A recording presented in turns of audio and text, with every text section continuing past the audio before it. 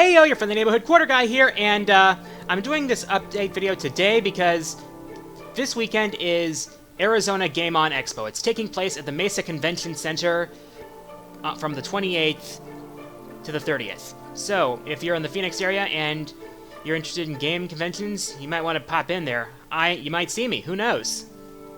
Anyways, one thing that recently caught my eye was basically from a patent report recently that Nintendo had recently filed. It was for a system with no disk drive.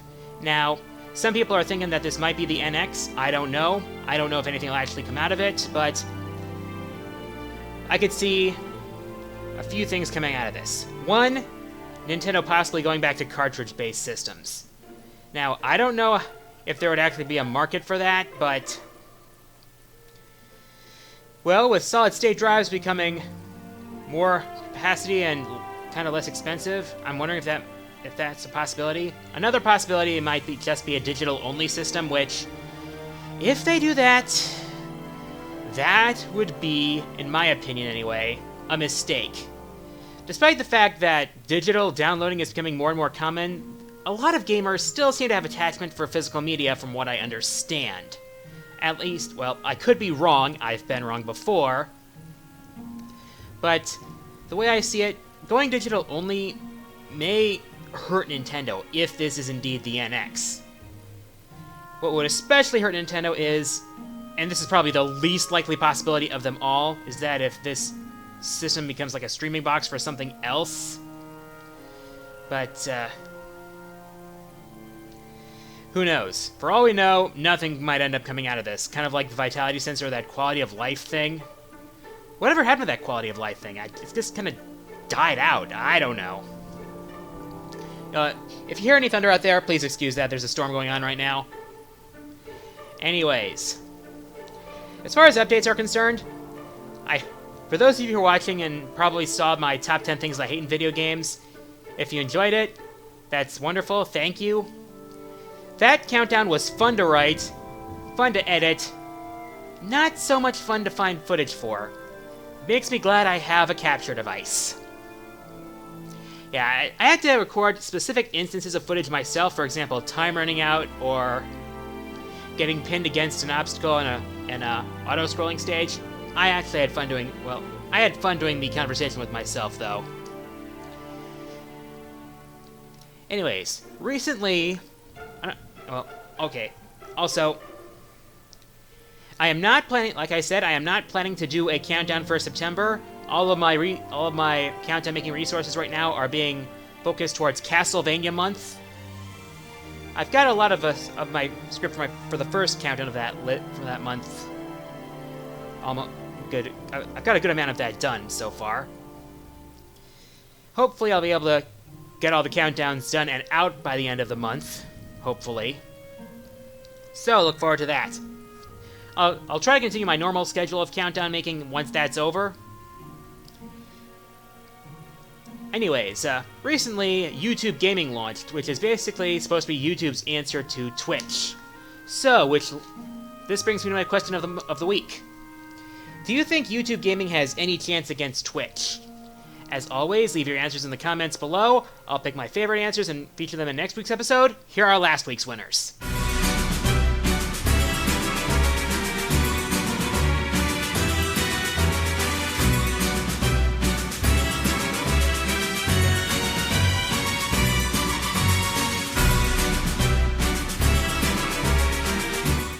And with that, time for the Fourth Wall Mailbag.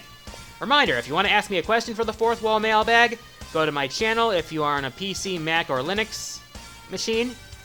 Go to my profile, go to the About tab, click Send Message, and send me your question that way.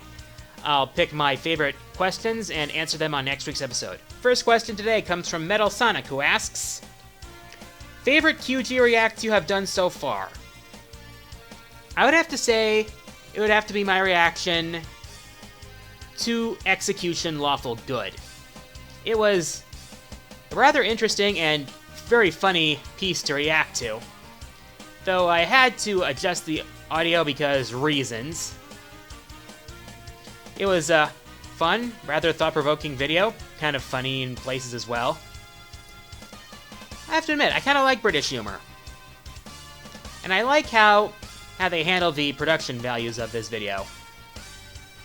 They're not a big budget studio, but so they gotta make do with what they have, and they had pretty good stuff. I enjoyed watching that video, and I enjoyed reacting to it. Reminder, QG Reacts are rewards for Platinum patrons or higher. That's $20 a month or more on my Patreon, if you're interested. Next question comes from Odie Dow, who asks, how did you come up with the number transition between countdowns? Well, it all started with the first countdown I did after Top 50 Robot Masters, which was my first huge work. It was my top 15 arcade games in the 1980s. I figured I'd give it an arcadey style feel, so that's where I got the Player One Get Ready bit.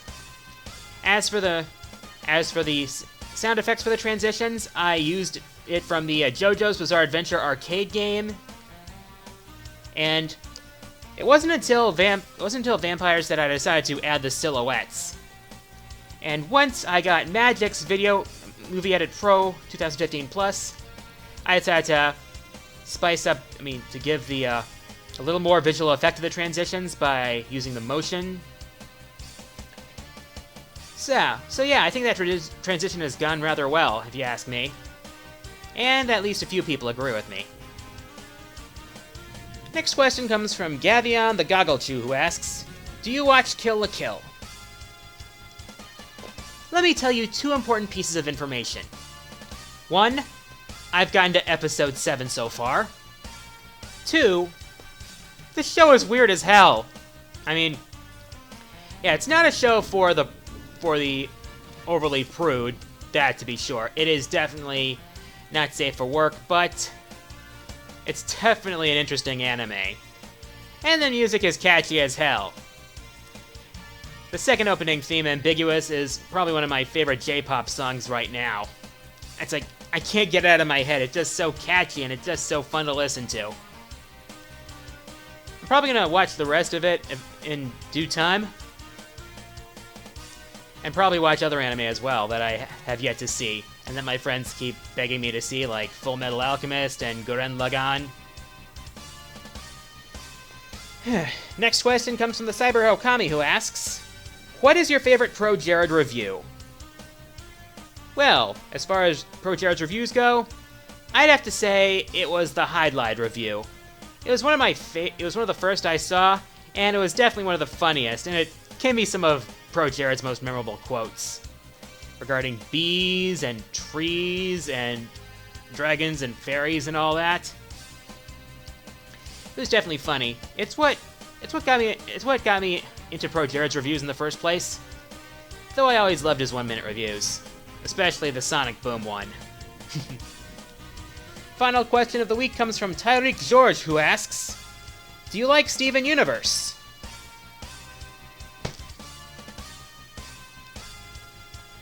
Haven't watched it? No plan to do so either.